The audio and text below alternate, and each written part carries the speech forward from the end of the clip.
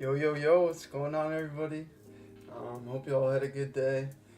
Let's see, we got Mitty, the guy, Levi, Max. What's going on, guys? Oh, we also got stream elements in the chat. Alright, we're gonna have to figure out why that popped up. That's alright. Change the Tetris music. Hey, I like Tetris and the Tetris menu music, alright? Maybe next time we'll switch it up. But good day for the market. It's nice to see some green today. Pretty strong day, honestly. SPY was up 1.5%, Qs are up 1.5%, the Russell was up 1.7%, and the same thing with the ARK. A couple names were pretty strong, like Apple, NVDA, and AMD. We'll definitely go over that. Yeah, we'll be going through the similar kind of rundown that we normally do. We'll start off with crypto, then go through some other markets, and then talk about the stock market. So yeah, let's begin. So starting off with Bitcoin, it's interesting. It's catching a little bit of a bounce. I'm interested to see if it can push higher and retest this 17.5K level again, or this previous demand line, maybe flip it into supply. So we'll have to see about that. The MACD is still getting less red, so maybe tomorrow or overnight, if it gets to move up, it'll move back to green. So it's definitely something to keep an eye on. But not too much has changed with crypto. Ethereum, same thing. Keeping an eye on this old demand line, seeing if it makes move higher back up into supply, and then just watching this 1100 level to see if that breaks to see some lower prices. Then moving into some other markets, we can talk about the US 10-year. Pretty flat day. It got the breakout, but hasn't really done too much. It had some lows from over here back in earlier in November, so maybe that's slipping into a little bit of resistance. But it definitely did get the breakout like we talked about yesterday. There's some bearish divergence forming. So yeah, not too much has changed here either. We'll have to wait and see how that plays out. Dollar, same thing, still just kind of consolidating within this channel. Kind of thought more recently with the sell-off that we would see a move higher with the dollar, because that usually tends to happen. Equities sell off and stocks sell off, and the dollar seems to move higher, but it's not really happening. It's kind of just consolidating around this 104, 103 level. So yeah, we'll wait and see what happens with that. Then the big thing, the VIX. VIX was down 6.5% today. Closed right above the $20 level. Pretty interesting.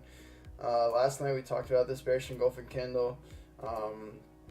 We also were talking about this range in between like 24 and 21. It did break down from that today, and still has that gap around 19 to fill. So maybe that ends up filling tomorrow or towards the end of the week. But that's definitely something I'm keeping an eye on. See if it gets a reaction from that level. But yeah, good to see the market bounce. Interesting to see that the VIX continues to fall. Seeing it around 20 is kind of surprising. We were talking about this wedge, and really hasn't played out too much. The bearish divergence is still forming too, and the MACD is almost in red. So who knows? Maybe this is the start of this anti-rally. I know a lot of people are hoping for that. So if the VIX keeps falling, maybe the market can keep rallying. We'll definitely have to see. Mehdi says not a good day for shorting the market. True. You had a good couple days though, earlier in the week and last week. Yeah, we'll have to see what happens. So yeah, moving on to the SPY. We were talking about this 380 level last night. I was saying how it was definitely pretty important to hold on to that. We definitely did. We actually gapped up which I was kind of surprised to see. I think FedEx and Nike had some good earnings reports yesterday after close, so I think that helped out. But yeah, strong day, up 1.5%, close over this 385 level, which we were talking about yesterday.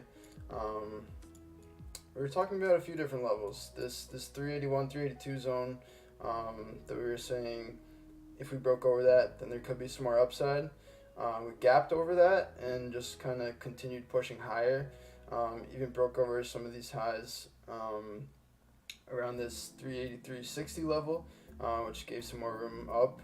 And if you go over to the 5 minutes, a little bit clearer. There's just a bunch of highs around this level. And then the next level I was watching was 385 from some of these lows on Friday. And then it was also high on Friday, so that was a big zone that I was watching. Really didn't give too much resistance, kind of just blew right through it, which opened up a move higher into the next zone, which was this 386.50s level from the gap down on Friday. That's where we topped out at. Honestly, I was kind of surprised with how strong the market was. I kind of thought that we might have ended up moving higher into this gap zone. We pushed up into it a little bit, but didn't really get that follow through price action throughout the day. Kind of just consolidated, and yeah, I think tomorrow there's some jobs numbers that come out in pre-market, and I think GDP as well.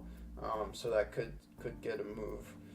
But yeah, so I think this 385, 384.50 zone is zone watch for support. And then this 388 level I think is really important.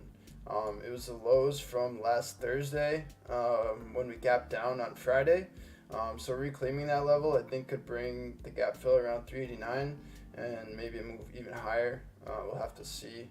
But yeah, I think that 388 test, we couldn't quite get there today. Pulled back before reaching that level. So that's the level I'm watching tomorrow for more upside, and we'll have to wait and see what happens with that. On the weekly, we were talking last night about how this candle was getting some follow through from last week's price action, sorry. Last week's candle was really bearish. And after the bounce today, this candle, we're halfway through the week, but this is a pretty strong bounce from the lows up a little over 2%. So if we can hold these gains, I think that would be a good sign. We'll have to wait and see. It's a good start, but there's 2 more days. Some data's coming out tomorrow, and I think a little bit on Friday too. But yeah, big change from yesterday's weekly candle look. So I just thought that would be interesting to note. Let's see what's everybody saying in the chat. Can Santa Rally go down instead of up and still be considered a rally? I don't know. It's a good question. I guess if the Santa Rally is down, then it could be a rally if you're bearish. But I don't know if you can really call it a rally. I shorted the Santa Rally. What's up, Potts? Max, what's going on? Dave, what's up? Tomorrow might be choppy. It's a good chance of that. I'll have to see. Yeah, alright. So moving on to the Qs. I was talking about this kind of channel bear flag formation yesterday. We closed right below it in this 270 level. I thought it was really important to hold. You can see it was the lows from back in June. We definitely did that today. Got a pretty strong move off of it.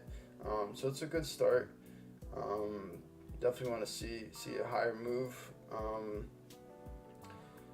Yeah, this 270 level is just key for the tech industry.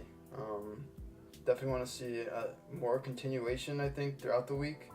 But like I was talking about yesterday, if we make some sort of move up and retest maybe some of these lows around like 280-ish, and then flip that into support or resistance. Sorry, that was old support. We could get a partial decline here, or partial rise. Sorry, I'm all over the place. So yeah, it's a good start, but I think reclaiming this 280 level would be even bigger if we wanted to move higher. So I think that 280, low 280s level area is important to watch for the QQQ.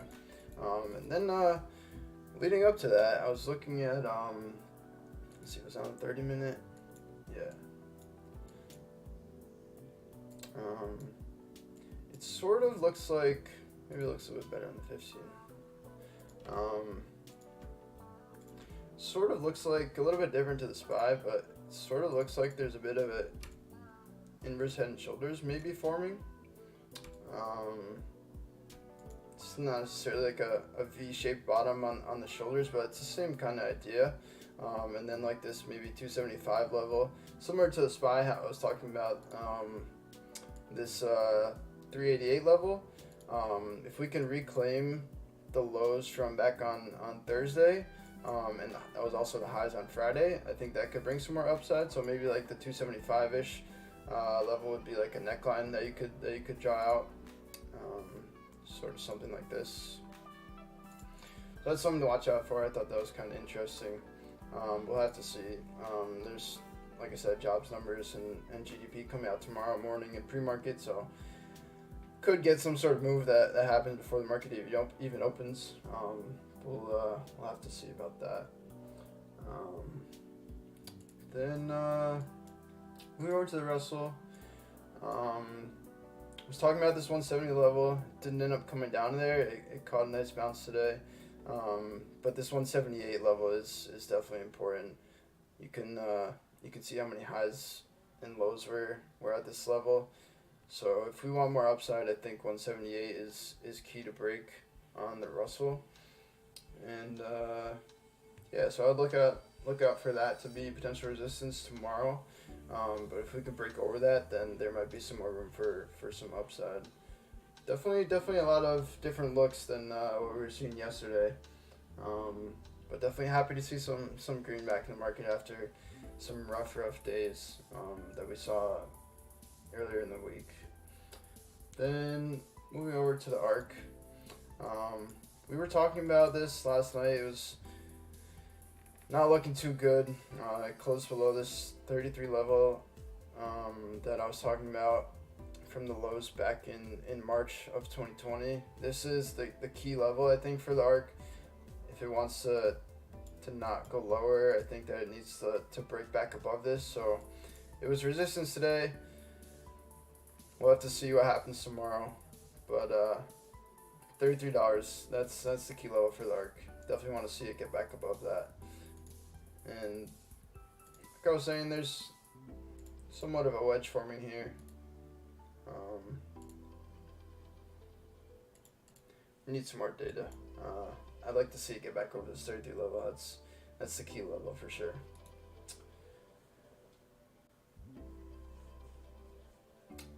Looking at the way the candle is on the weekly, I think you were talking about SPY. Oh, because you were saying tomorrow might be choppy. Yeah, we'll have to see. It's definitely in a range. I think we might be in a range till the end of the year. I know generally the holiday season is lower volume, and a lot of people are just not really paying attention too much to the markets. And yeah, I think 378 is the level to watch to the downside, and maybe like 395 or so. There's a gap to fill around 396, so we'll have to see about that.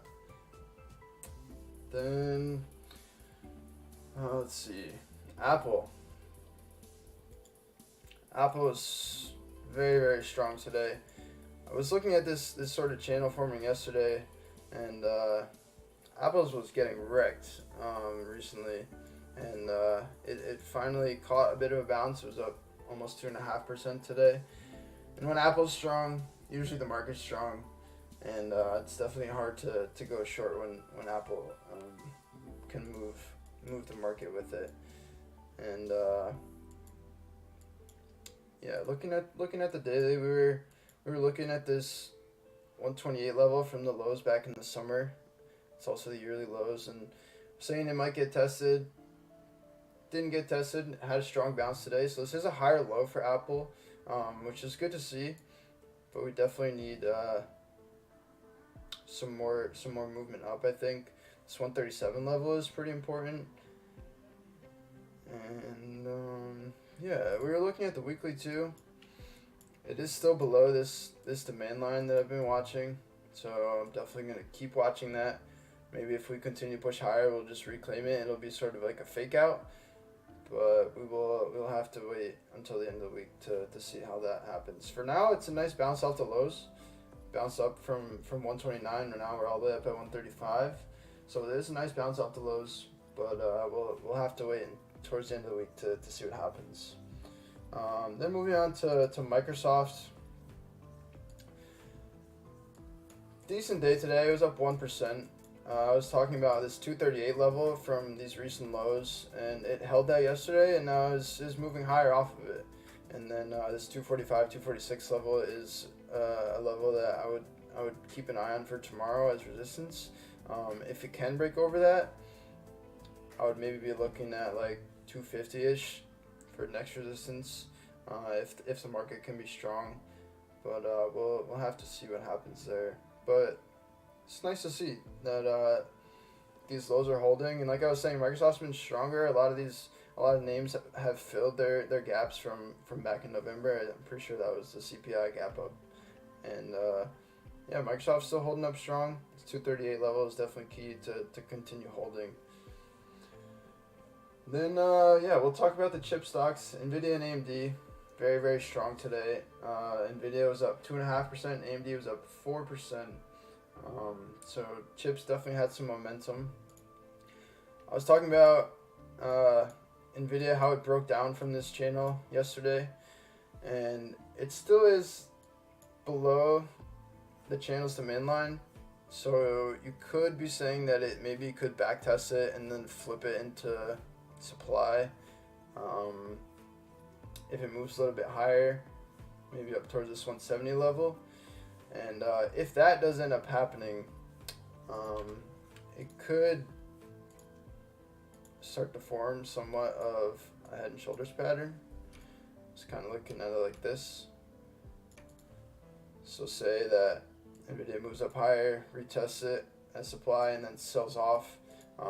It could be looked at as like a head and shoulders. You'd have another shoulder over here, almost the same high over here as November 22nd, or November 15th, sorry. 22nd is the year 2022.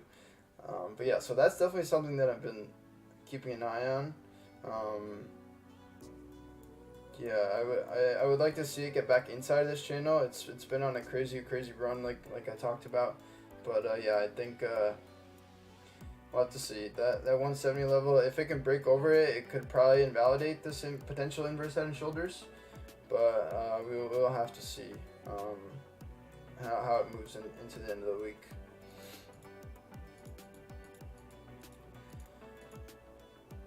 Let's see.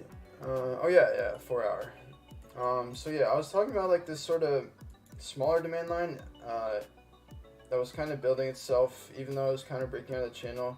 It broke down from it yesterday, but today it reclaimed it. So that's definitely something to keep an eye on. If it can start to catch a move higher again. There is some bullish divergence forming as well. It's close to getting confirmed, but not quite there. So we'll definitely need to see some higher price movements for that to happen. And then if that happens, if the divergence ends up confirming, maybe it does break above this 170 level, and then you won't have to worry about the head and shoulders potentially. But this 158 level, I think the most recent low that it put in is the level that you want to watch to the downside. If it breaks that, then you put in a lower low for the first time in a long time. You can see 1, 2, 3, 4. This is the 5th higher low that it's put in since November 10th. So that's where I would be watching to the downside. Say that it does move higher, tops out around 170-ish, ends up breaking the demand line again, and then test 158, 159. I think that would be a key level to watch for NVIDIA. Then let's see, AMD.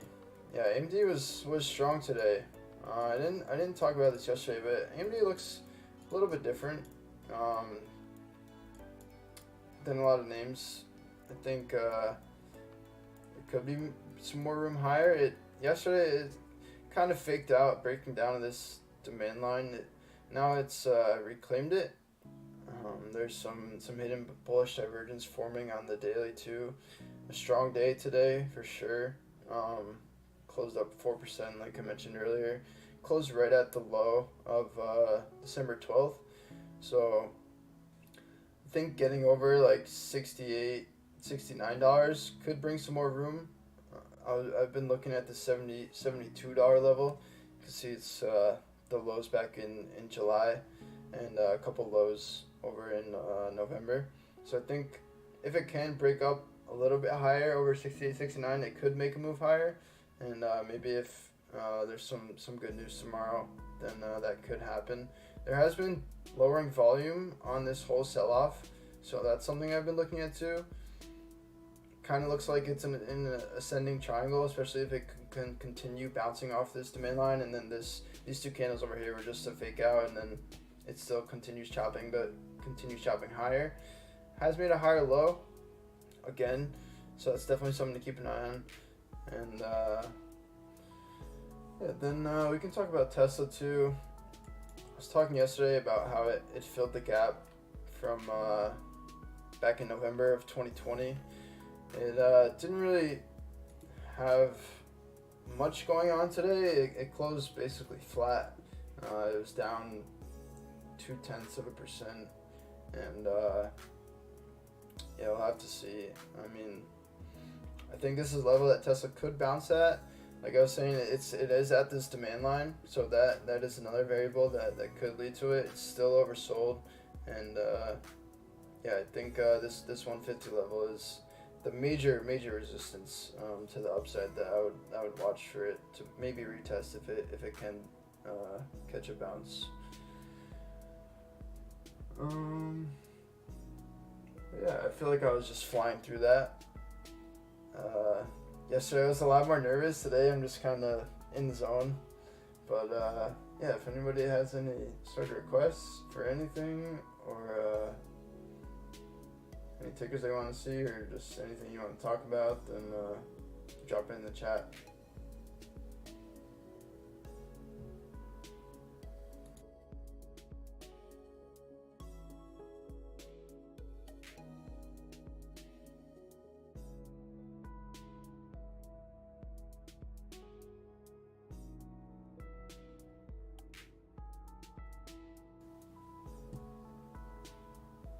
SPXS,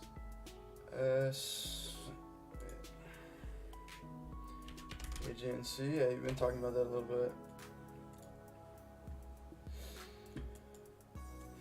Let's see.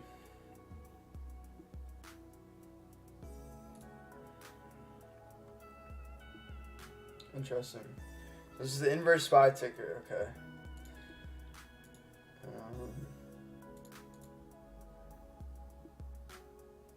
Yeah, this 23 level is definitely a big level to watch. It's kind of just range bound. Maybe it's maybe like on lower time frames, it's trying to flip some of these old resistances into support. And that would kind of line up with what I think might happen on SPY. If we do continue to move higher, I was talking about this 389, 390 level. Like if we do move higher on SPY and retest some of this, we could flip it into resistance. So maybe that'll happen, and then in turn, the opposite will happen for SPXS. It'll catch a bounce off some of these old highs. Maybe something to think about. And then Levi said AGNC. Yeah. Okay. I think I had it on the 30-minute. Yeah, so I remember you asked about this. I saw that it was kind of chopping around in this range, and it definitely did break over that with the gap up today. So that's something to keep in mind. It's the highest close in quite a long time. There is some bearish divergence, but the MACD did flip back to green. It is pretty overbought. The RSI is at 70. Let's see, take that off. Yeah, I remember you're looking at it as like a rising wedge, and you're saying that the supply line is pretty clear, which I definitely agree with.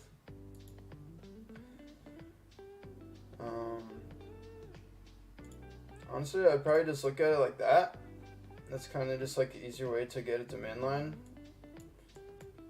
And yeah, I would watch that. I think this $10 level is pretty important. You can see how many highs are over here and this low from back in June. So if it rejects this supply line, starts pulling back, maybe loses the demand line, I would watch for that $10 level to get support. Yeah, it's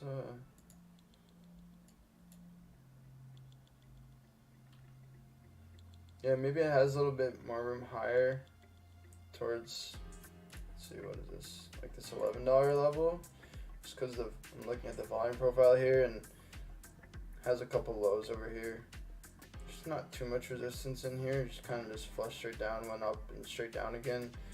So yeah, I would say $10 and $11, watch those two levels. Let's see. Talk about your biggest L, PLTR. I'll look at PLTR. I'm not looking at clown width again. I looked at that yesterday, and we looked at it a few times, and there's just no point to look at it. It doesn't move at all. The guy says he still won't go long. Many waits for SPY to be down 20% before shorting. Sounds like something that Mehdi might do. Been holding a short position for some time, looking to get out soon. Interesting. Can we take a look at GME? Yes, we can.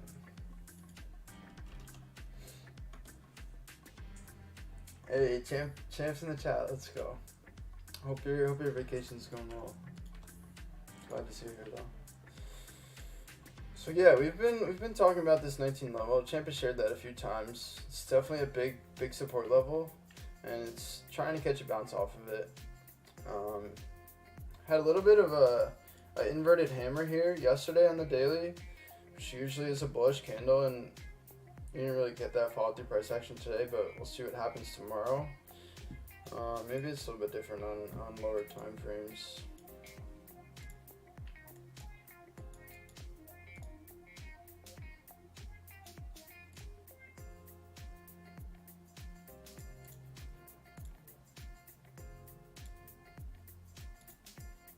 Maybe it's breaking out of the wedge a little bit, which could make sense because you're bouncing off this support level and you've kind of just been selling off to it.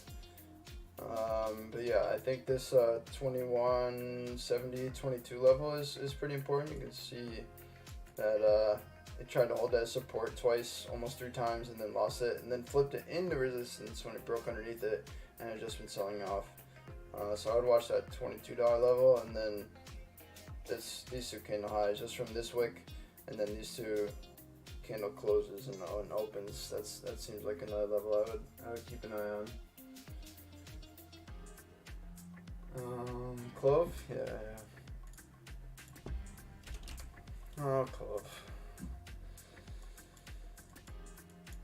Yeah, I've kind of just had this channel here.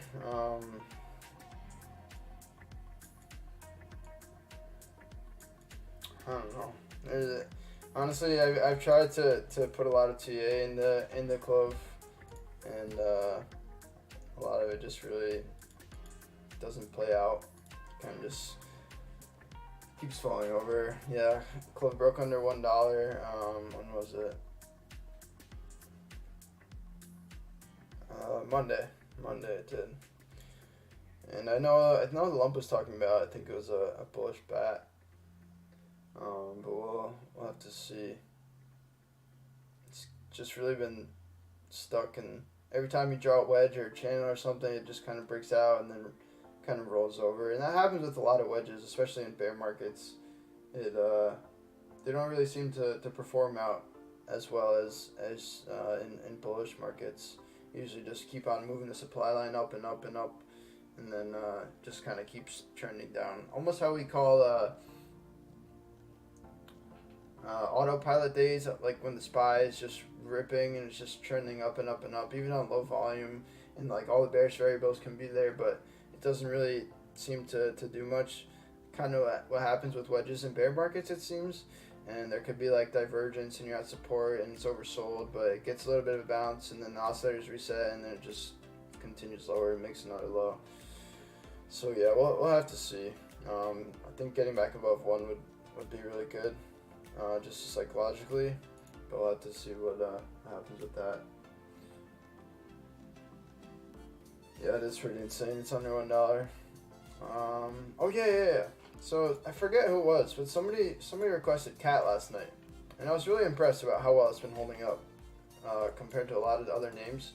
And I was talking about this 239, 240 level within this ascending triangle, and today with the gap up, you got a nice move. You're up almost 3%. It definitely broke out of that and got a close over it on the daily, which is pretty interesting. You had rising volume, which is bullish, and the hidden bullish divergence is almost confirmed. So I figured I would just bring that up too. And yeah, I figured that was pretty interesting. All-time highs are around 247. So that's an area I would watch, but honestly, there's probably not much resistance up until there. And yeah, that's pretty much it. So going into tomorrow, this is what I'm keeping an eye on. It's 288 level. Can we break over that, which was the lows from Thursday? If we do, I think there could be some more upside. Fill the gap, maybe at 289, maybe or 389, maybe retest 390, and then if not, maybe retest this 385 zone to 384.50s, and then below that you have some highs over here around 380, 350s. But yeah, pretty simple, I think. I like to keep things simple. Break over 388. I think there could be more upside. Strong candle today in the close, a nice pin bar. There's some bullish divergence forming, but like I said, there's some economic data that's coming out in the morning, so we'll see how that moves the market in pre-market. And yeah, I think that's probably gonna be it. If nobody has any more requests, hit the like button, subscribe if you're new. Let's try to get up to 100 subscribers. That'd be cool. And be sure to join the Discord. Links in the description. Follow me on Twitter. And yeah, thanks everybody for coming out. And I'll see you tomorrow. Or not tomorrow. Wait. Not tomorrow. I take that back. I can't stream tomorrow. I also won't be streaming this weekend because of Christmas. Oh yes, the guy. Thank you. Guys, be sure to do and take part in the poll. There is only a couple days left. I actually think tomorrow might be the last day of voting, or maybe Friday. But yes, it's in the announcements channel. Go and vote if you haven't.